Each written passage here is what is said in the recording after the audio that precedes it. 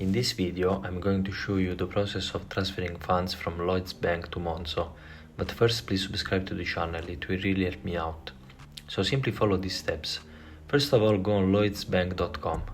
Once you are on the home page, locate the search bar at the top. Type in transfer money and hit enter. This action will generate search results and you will find an option to access the payment and transfer tab. Click Learn More here and you'll be directed to a page summarizing the various payment options available. To proceed, click Pay Someone New at the top and you'll land on a helpful guide page. From there, you can log into your internet banking account, where you will have the ability to manage and execute the necessary money transfer.